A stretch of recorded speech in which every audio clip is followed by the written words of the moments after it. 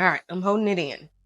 I ain't really trying to be one of them crying on the internet people. That's not my thing. But this is an emotional situation.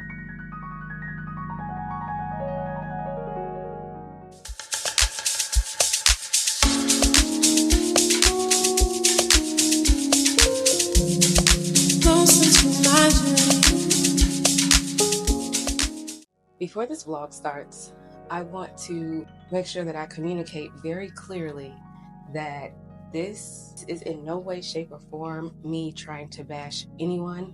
As a matter of fact, once you hear the story, you will see that this is not a bashing session. I'm not here to bash my husband or anyone else. What I am doing is simply telling my story. In the past, I have allowed others to come in and out of my life as they please and tell whatever story they want, while I was always the silent one. But in this particular case, I cannot continue to do that. I am shocked. I am taken aback. This has barely been a week of me knowing this information, and I don't know how I'm supposed to navigate this. And at the end of the day, I'm really just trying to find community because I know there's other people that have navigated things similar to this. And right now, that's what I feel like I have a lack of. For all the people who watched my last vlog, me just obliviously living my life, thinking everything was normal, thank you. Thank you for the likes, and thank you for the new subscribers, and thank you to my previous subscribers who continue to support my content. I want to make sure that it is very clear that after you hear my story, please don't go talking to my husband in any way. I don't want you to, don't talk to him in any way. As far as I'm concerned, if we are internet friends, leave that man alone. I am aware that he has some things and some pressures that are really messing with him right now. And I don't need y'all making it worse. Let him alone. He's going to heal his own way, and I'm going to heal my way. And this time I decided to heal out loud instead of constantly internalizing everything. That's the reason why so many people think, oh, you're so strong, because I just keep on taking it on the chin. And I'm tired of doing that. I'm tired of being quiet about it. This time I'm telling my story.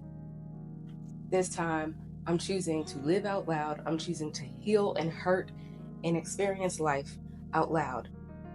If you are a first-time viewer and you want to, go ahead and subscribe, because this is a journey. And yes, I'm going to keep talking about this. Now, it's not going to be the center of my content, but it's still very new for me. So it's going to come up. Stay to the end so that you can see me tell the full story from my perspective. Good morning, you guys. It's been a challenging couple of days. Today we have a couple of errands to run.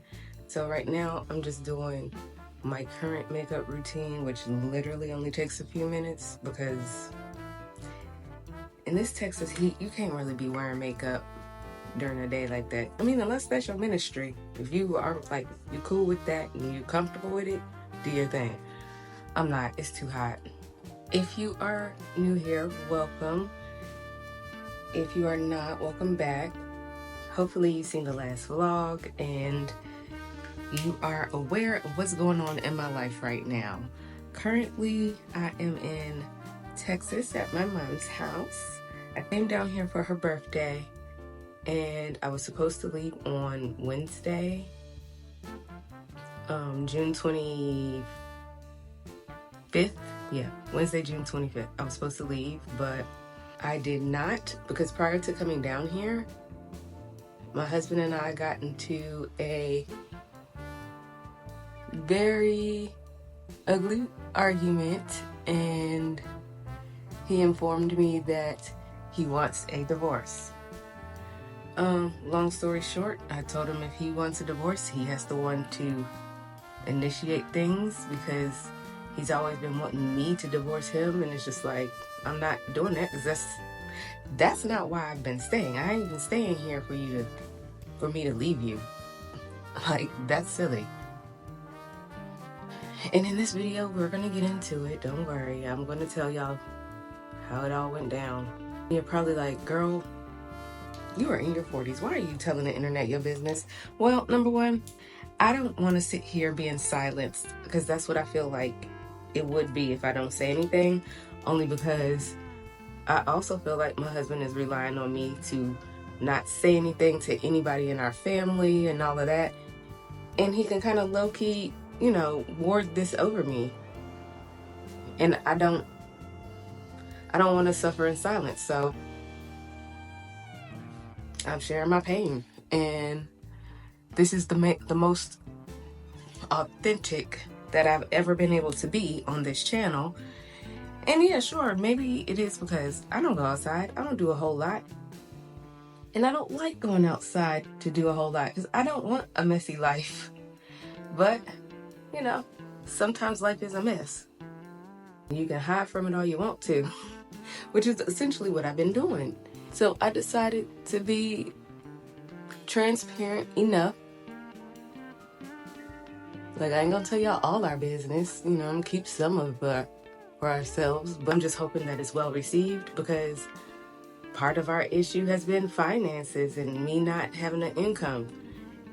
And knowing how I've been wanting to make a career out of this, I've always felt like there's nothing about me that's interesting enough that anybody wants to sit and watch. And I felt like this was an opportunity to use my pain. Stuff just has not been panning out the way I wanted to. Plus, it's my story to tell, so if I want to tell it, I can. I mean, people get on Facebook and Twitter and Instagram and air out their dirty laundry all the time. I don't see why I'm the one that can't participate all of a sudden, I don't understand people's rationale when they say that about folks. Why is she on the internet telling it now? We connect with this type of stuff. That's why. And you know it. So why are you gaslighting me when I'm already going through enough with somebody that's gaslighting me? I don't need no more help. I'm good. Thank you. We are going to run some errands today. I just wanted to make sure I addressed the elephant in the room before we got started. And we need to go to Jared so that we can get our jewelry examined and cleaned. We have a warranty on it, and we've had it for years. And in order to keep your diamond warranties and stuff like that, you have to take it to Jared so we can get inspected, or at least the plan we have. You have to take it to Jared to get inspected twice a year. And then I want to go to Apple because I need a new cord for my iPad and my laptop. Because, girl, you should see it. It is frayed all the way up. It looks insane. And it's starting to affect how it's charging my devices. Like, it's taking long as hell to charge my devices now. I think we're going to do 2 little twists going back. Yeah. And I also need new pens. No, what is it called? So for your Apple Pencil, you know how they got those little tips? That's what it's called. You know how it has a tip? I need a new tip. So something I also been needing, but been putting off. So that's what's going on today. I don't know what else we're gonna do. Probably knowing my mom, she's gonna want to stop at several different stores because she loves to shop, honey. Even if she ain't really looking for anything in particular, that's her thing. That's her hobby. It's hot as heck out here.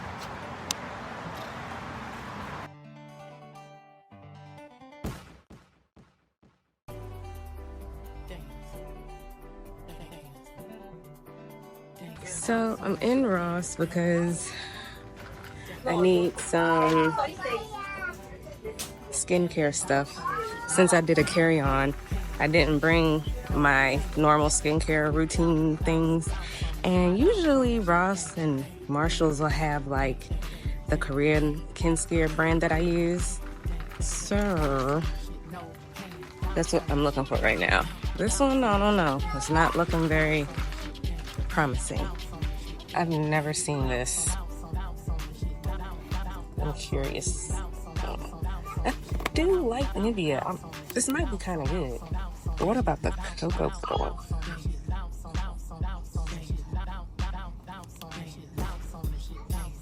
I'm gonna put it in my basket.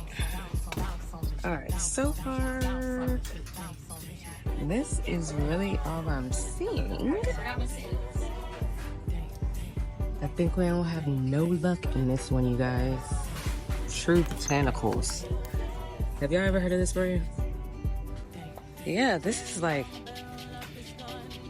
the smallest skincare section I've ever seen. Oh, wait a minute.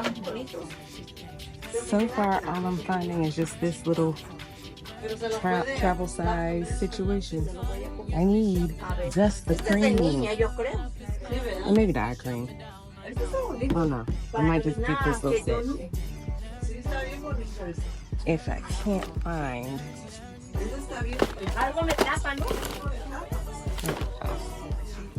See, here's another one.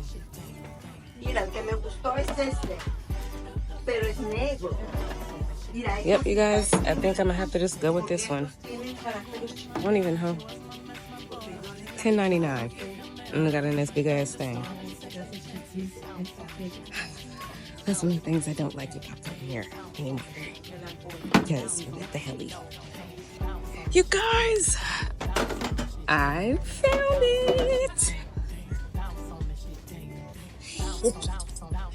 Okay, now I can put that other thing back because the cream by itself is $14.99.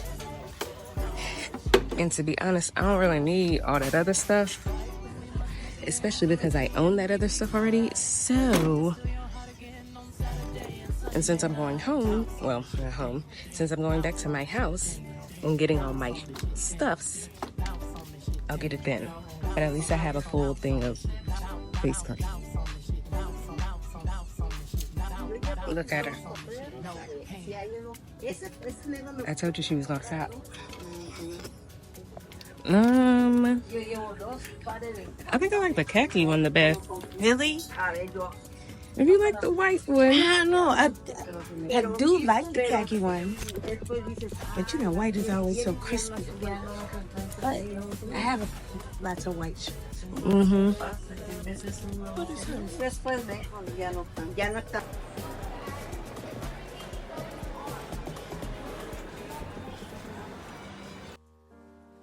Let's talk about it. I don't even know where to start. All right, so let's start with last week. Last week, you saw the vlog that I created, which was me prepping to come here to San Antonio for my mother's birthday. And as you can see, I was just living my normal day-to-day life, just doing normal stuff. I can't even say that in that vlog that I talk about my husband an abnormal amount of times, because no, that's pretty much how much I talk about him on a regular basis. Because when it comes to the housework and stuff like that, yeah, he is a part of the motivation as to why I try to stay on top of it. I'm not gonna act like I'm perfect, because my house, it can get crazy, like anybody's house, like anybody who ever lived in a place. Sometimes life gets overwhelming. Sometimes you're not feeling good, whether it's just mentally, emotionally, spiritually, or physically. And those are battles that I tend to have to fight every single day, which again, I think that's probably very common when it comes to the human experience. Having him as a partner has always made me want to make sure it's not too crazy. So that's why, you know, from time to time, you guys will get cleaning content.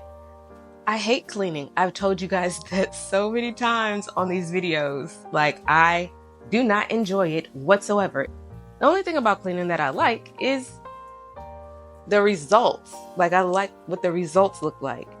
And keeping up with that isn't too big of a problem. But when it comes time to do the reset and just do the full on clean, I don't want to do that. I don't. But having him as a partner, having the husband that I picked as a partner, made me want to do it anyway, even though I didn't want to.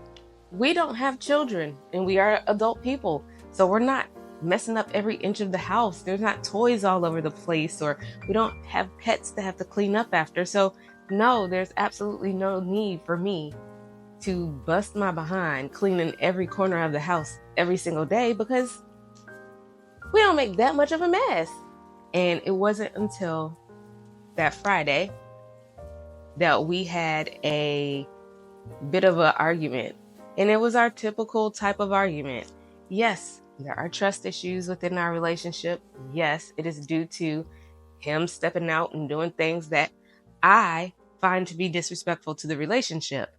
However, when those things happened, we weren't just boyfriend and girlfriend, so I couldn't treat this like a frivolous relationship, like, oh, well, forget you then.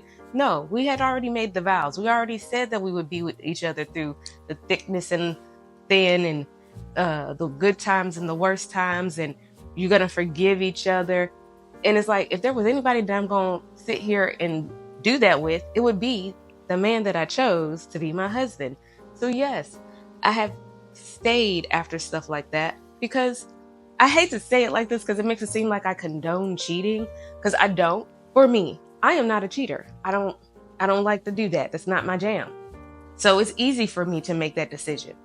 Other people, it's harder for them to make that decision. It's harder for them to not do a thing that they ain't supposed to do for whatever reason. And I had come to terms with the fact that I married one of those people. It's harder for him to turn down that attention that he is getting. It makes him feel good. So he want to up the ante so he can keep feeling good. I get it. I don't accept it and I don't excuse it, but I get it. The night before, which would have technically been Friday morning, but it was still a part of his Thursday night shift at work, he was at work like much later than normal, and then especially without notifying me and letting me know that, oh, hey, still here. Usually that's what he does. When he does that, it puts my mind at ease. So I know he's alive. I know everything's okay. All of that. Anyway, so, he hadn't said anything, and that felt very unlike him. So I was like, okay. So I text him the eyes, just what I normally do when it's getting kind of late. And I'm like, the eyes is just so that I'm like, hey, you all right over there? That's it. That's all the eyes mean. He knows what that means. About 10 minutes went by, and I had forgot I texted him, child. And right before I was about to pick up my phone, I was like, wasn't I doing something with my phone? And right when I go to pick up my phone, that's when I realized, oh yeah, I just texted John. And then I'm looking down and I'm like, he hasn't responded. That's weird. Okay. So I FaceTime him. Now, as I'm FaceTiming him and I'm thinking about how weird this is, now I'm thinking about every scenario in my head, from him being stabbed the fuck up in the parking lot, to him across the street at the other bar hanging out, to him doing things that he should not be doing as a married man. I'm thinking of all of them. Then I rested on, as the phone continued to ring. This is how long the phone was ringing, because he didn't answer. So as the phone continued to ring, then I'm like, okay, well, what if something is wrong with him? What if he is stabbed up in the parking lot? I can't just leave him there. Like, what the hell? So I'm thinking like, well, should I put on some clothes and get in an Uber and just ride up there to make sure he's okay? Like, make sure he's not in the parking lot? Or is that doing too much? Am I overthinking this? And I did feel like that might be an overreach, an overthink. Because I'm like, what if you are in an Uber on the way there, and you get halfway there, or you get there and he's gone already, and he finally hits you back saying And I was like, yeah, that'd be a waste of money. Okay, calm down. So I tried to call I didn't try. So I called the restaurant that he works at, and they're smart enough to make sure that it goes straight to voicemail after hours, so it didn't ring at all. So, excuse me, all of that took about 5 minutes. So then I called him back again on FaceTime. And again, it's ringing, ringing, ringing. And on the nearly last ring, he picks up. When he picks up, he's in the office, sitting behind the chair, which is where I assumed he would have been when I originally called, so I didn't understand why he wouldn't have answered the phone. He picks up the phone, and he's just acting real frantic and talking really quickly before I even get to say anything. Like, he's just talking really, really fast, trying to hurry up and tell me what's going on. And that energy just didn't feel right. It felt like very suspicious. Why are you doing that? Why as soon as you answer the phone, the first thing you're doing is just talking real fast? I don't like that. Then he said, everything at work is all messed up. I'm trying to figure out where somebody messed up. I'm like, okay. Then he goes, do you want me to tell you the story? Because I can tell you the story. Again, he's talking real fast. I'm just saying words here and there, which is furthermore piquing my suspicion, because now I'm like, well, what were you doing? If you're acting like this, what were you actually doing? The conversation continues. I say, yeah, well, I've called you and texted you a couple of times, and I'm just now getting in contact with you. So yes, please tell me the story. And all he did was repeat the same thing he said, which is somebody messed up. I don't know how they messed up. I'm trying to figure out how they messed up. And he was counting money. So that's what he was talking about. I'm like, still waiting for the story. But as he's saying that, after he says that, he says to me, yeah, but I don't really want to take it out on you. So, and I'm sitting there to myself like, well, why would you take it out on me? I've barely said anything. The most I'm doing that's probably getting on your nerves is making faces right now because you're acting really shady and suspicious. You're the one doing all the talking. I'm not even really getting much of a word in edgewise because you just keep trying to talk to fill up the space in the sound. So I avoided that because ordinarily I would have been like, take it out on me. Why would you take it out on me? And that would turn into an argument, child. But I was like, nope, don't do it. Avoid that. So I didn't even say nothing about that comment. The phone conversation just pretty much ended with, yeah, I'm just here just trying to figure this out. He didn't say how much longer he was going to wait to try to figure this out, like how much more time he was going to invest into trying to figure this out. Because mind you, we're in the 4:00 in the morning hour at this point. So he didn't say how much longer he would invest in trying to figure it out, which is something, again, he would normally offer. He would normally like, look, I'm gonna sit here for another 10, 15 minutes trying to figure this out. And if I can't figure it out by then, I'm gonna just have to worry about this tomorrow. That's normally what he would do. But he's not behaving normal. So we kind of have a little stare off because he finally stops talking. And I'm still trying to just take in everything he said and pay attention to the surroundings because I'm just like, a bit off over there. We finally get off the phone extremely awkwardly. And then I proceed to text him. I said, yeah, that was really fishy behavior. After I sent that text, he calls me back immediately, and now he wants to have a shouting match. And he's talking about, what the F are you talking about? It's literally nobody in here. And he's showing me not everybody, but he's showing me the empty office and all of that. And I'm thinking to myself, yeah, it probably ain't nobody in there. But let's be clear, it's not like that's the only place you can smash if that's what you're doing, or the only place you can be out here having unnecessary, inappropriate conversations with some woman after hours that you could have been sharing a drink with. I don't know. I have no idea. Only you do. But what I do know is what I just experienced from you was extremely fishy, and I'm calling you out about it. I said it via text. I was hoping that by the time he got home, we could have a discussion about it, so I can tell him exactly why it was fishy, just like I told y'all. But no, he wanted to try to turn it into an argument over FaceTime. And I said, I'm not about to do this over FaceTime with you. We're not about to argue. This is not, I proceeded to say, I'm going to get off the phone now. And I hang up. So then he texts me back like 5 minutes later talking about, great, now I have to come back tomorrow morning and figure all this out. It's 4 o'clock in the morning and you don't look as though you're in any condition to figure anything out right now. So you was probably going to have to go back tomorrow to do it anyway. It's not because I called you, but that's the way the text came through and that's the tone that he was trying to give. And then when he came home, he had an attitude with me and I asked him to bring me some things and he kind of like slammed them things on the counter and very attitudinally said, yeah, so now I have to go back tomorrow, and stomped up the stairs. And I'm just like, okay. And I'm sitting in the living room and I hear him, unmaking the bed so he can get dressed and get in it. And he's throwing the pillows across the room. One of them, or a couple of them, hit my perfumes and knocked them all down. And he didn't care. He just let it stay there. I'm like, okay. Fast forward to later on in that afternoon. I'm still trying to do my last minute little stuff because this is the Friday that's before the Saturday that I'm supposed to be traveling here to Texas. Of course, I hadn't packed. So I'm like, okay, I need to pack. I need to figure things out. At this point, he's still mad at me. I forgot to mention, he did wake up the next day, go into work, did what he needed to do.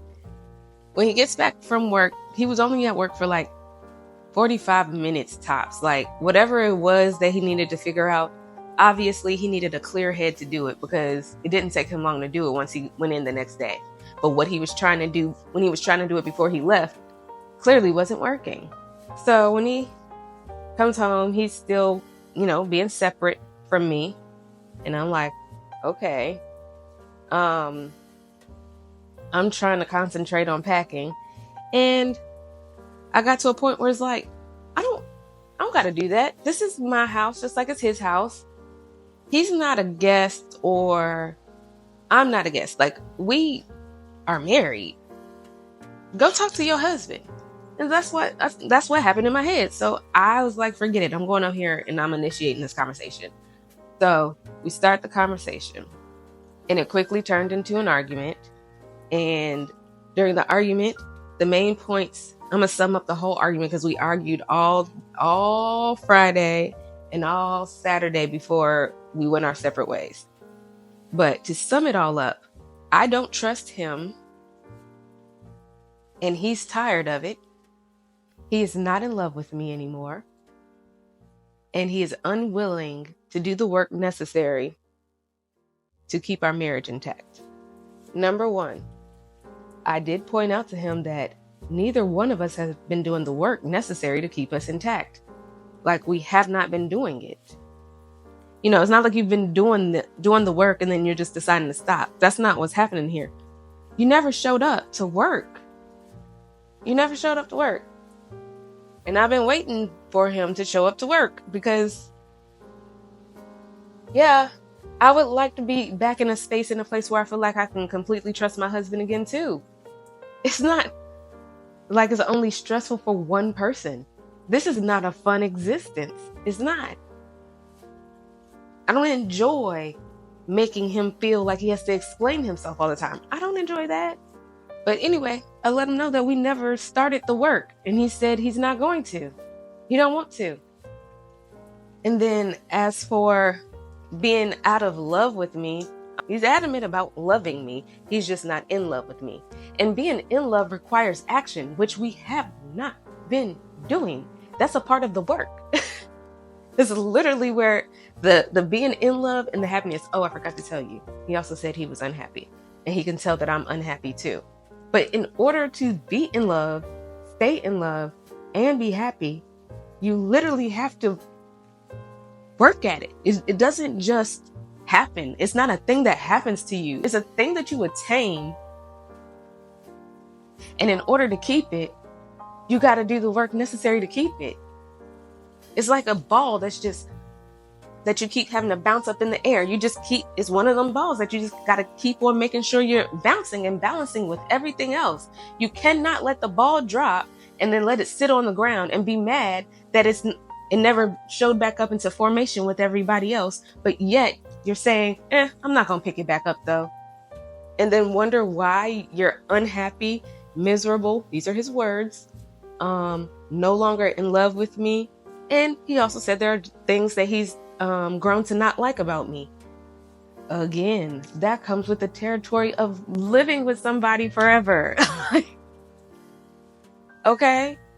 Like, all of those things don't really hurt me that much, but what hurt me the most is him saying that he was unwilling to do the work and him acknowledging that he never did it.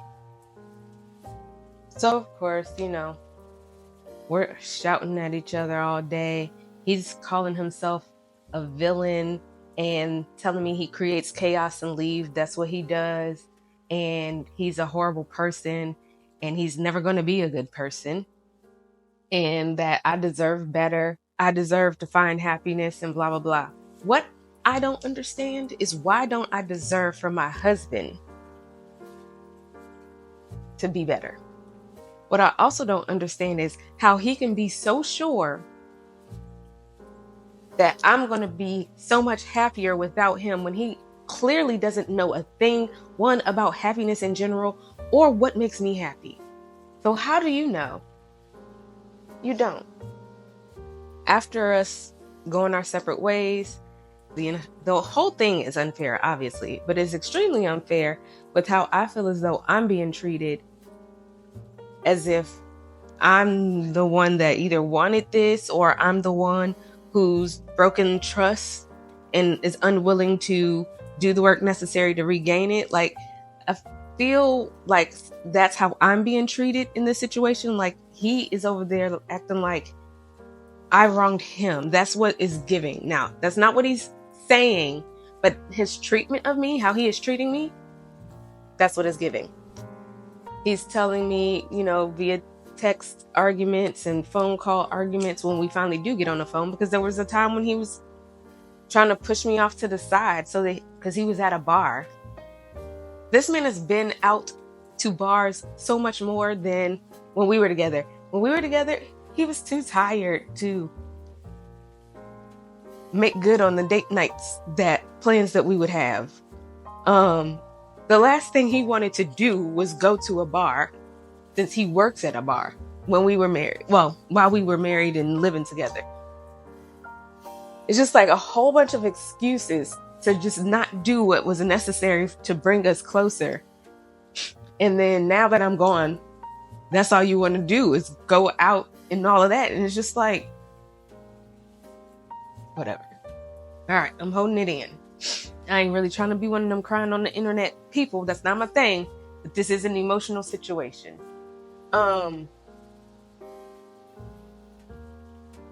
Okay, come on now. Go away. One of the other main things that he said to me to let me know how adamant he is about no longer wanting to be married was, if I stay with you, I will cheat on you. And that was basically him warning me that if you try to repair this, you try to get us to a point where I agree to drop this whole crazy idea, I'm still going to cheat on you.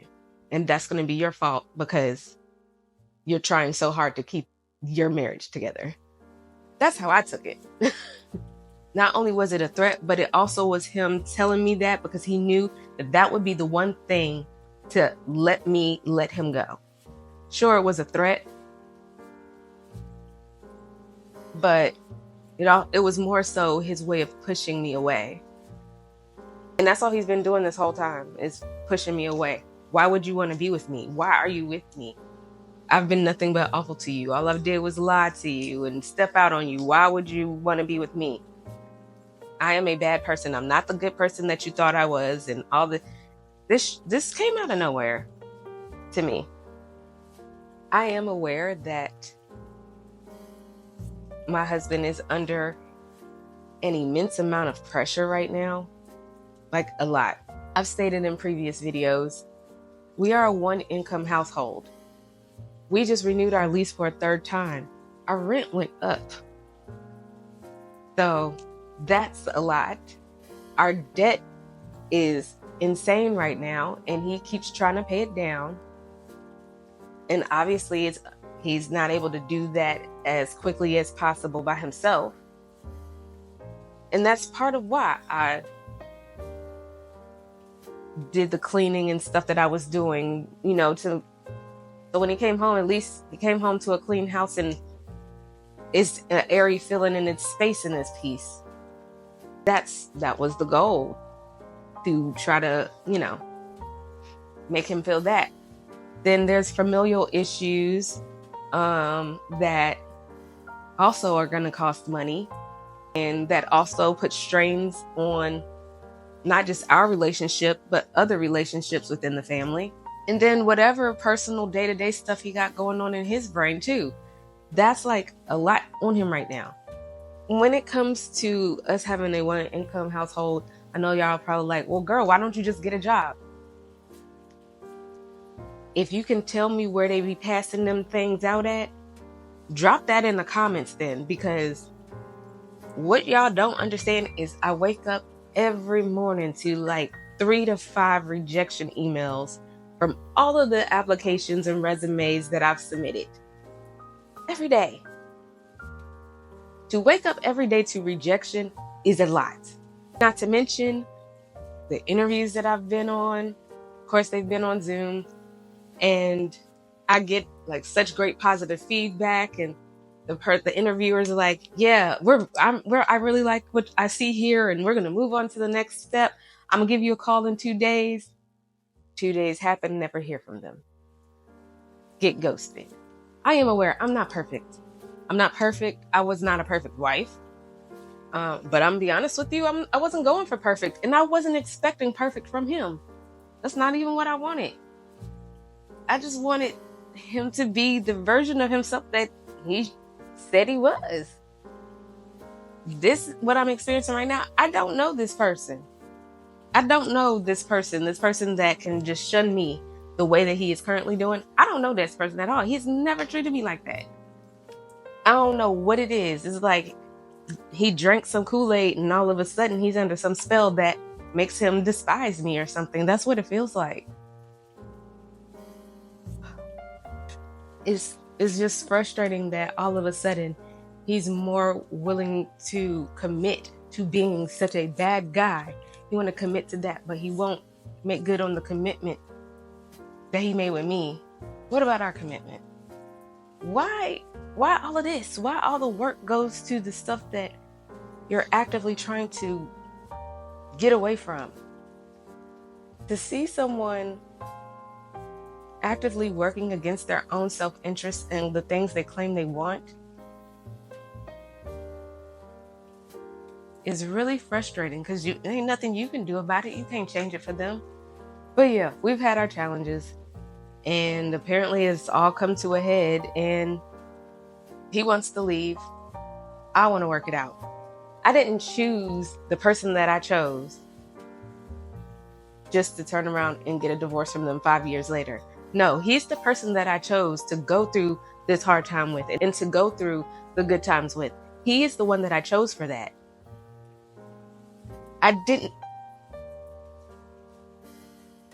It's like, I'm not interested in trying to find somebody else to go through with that. I chose him. That's the one that I know in my heart of hearts that I'm willing to do this with. That's the one in my heart of hearts that I know I'm willing to be able to forgive. But I have to see something from you that shows me that you want to be forgiven. Just be something beyond words. You just can't say sorry and that's supposed to be enough. Like, I need the changed behavior. I need the consideration for my feelings. We all know, if you are a watcher of my vlogs, I don't leave the house.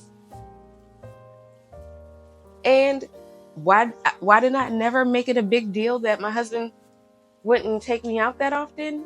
Is because he had a point. He is in the car all week. He is in LA traffic all week. It probably is tiring. So I allowed him to not have to do that. But again, that's me letting that happen. And then here we are treating our relationship like it's an option and being all lazy about it. And now we're in this messed up spot, and I'm the only one that want to pick up the ball and clean the mess. So with my dad no longer being here on this earth, and my mom feeling like she was left and jilted as well, it's been really hard for her to get involved in the conversation. She'll listen to me, and she will try to add whatever she can. But what I do know is what I'm currently going through is rehashing what she went through in 2022. So she's having a hard time as well.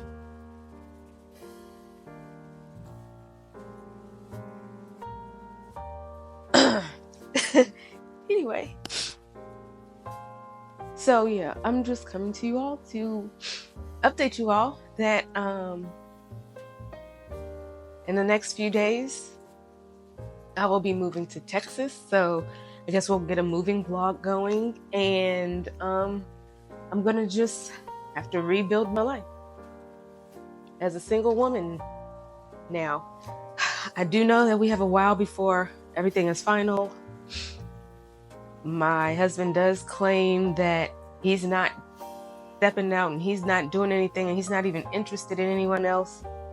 But it's just kind of baffling that you mean to tell me that you're now willing to go out and hang out and get and be socially active with other people, and you're also willing to not step out on our marriage and be with anybody else. You're willing to do the things, which are those things. Those things would actually be very helpful if you were doing that with your wife to help patch things up. But you're willing to do that without me. But you weren't willing to do it with me. And I'm supposed to believe that you're going to be faithful throughout the rest of this marriage until it's dissolved or something. Like that's supposed to give me some sort of comfort.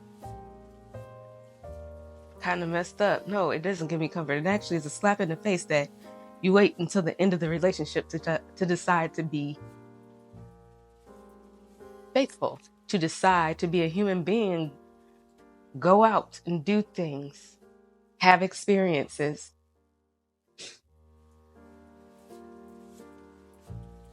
Yeah, that's annoying. My opinion, the reason why things have come to this,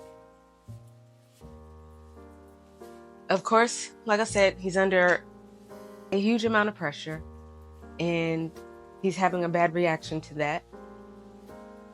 But the reason why I think we are miserable is because neither one of us are doing what it is we really want to do. We're just in survival mode. That's all we've been in. We've been in survival mode our entire marriage. I mean, we got married in 19. Right after that, COVID happened. We were in survival mode from the start of our marriage. And we have no direction. We don't know where we want to go, where we want to move to, what we want to do, what he want to do, what I want to do. We have nothing figured out. And I bet that's really scary for a man. I mean, it's scary for me too, because I wake up feeling worthless and afraid that everything gonna fall from right under me. But for him, because he's supposed to be the man and he's supposed to be the provider and protector, again, that's an extra layer of pressure. So I know it's probably worse for him. Anyway, I tell you what, I'll be so happy once I have moved through the stage of random crying moments. So over it. I do not like, I don't even like crying, first of all. It's not even my jam. I don't like doing that. But the way these emotions be building up on my chest and it falls out of my face is so annoying. At the end of the day, I love my husband. I still do, even after going through all of this. That's why I chose him, because I knew I would still love him, even going through extremely stressful moments. But I also can't make somebody stay with me that don't want to be with me. And he said that time and time again that he does not want to be with me. And I've said it time and time again that I don't want a divorce. Here we are. This is what we're doing. And the reason why I'm sharing this story, this experience, the reason why I'm documenting this is because if I don't, then I'm going to retreat. I would fall away from this YouTube channel that I've been trying to stay consistent on and rebuild. I would be under the covers at all times, and I just don't want to do that no more. I don't want to do that no more. I want to stand in it. I'm going to be loud about it. I'm telling the internet because I don't want my husband to think he can say that to me and then I'm just supposed to hold it inside and wait for when he's ready to drop some divorce papers on me. No. This is hurt. I am hurting. And this is me screaming out to the world that I am in pain. And here's what's going on. I want to say thank you to all of the people that have commented and DM me and all of that after I've dropped after I announced it on Instagram. Thank you guys for your encouraging and supportive words. Some of the people that have reached out to me are people who have gone through divorce and they're on their second marriage now. And they're telling me that I will be able to get through this. That is helpful. It really is, so getting positive, encouraging words from all types of people in all different types of situations and relationships has been very filling. And I appreciate you all for that. And I truly, truly thank you. I got a girls chat in about 30 minutes or so. Thank God for them. And thank God for my brother. I love y'all. For the last time. John, I love you.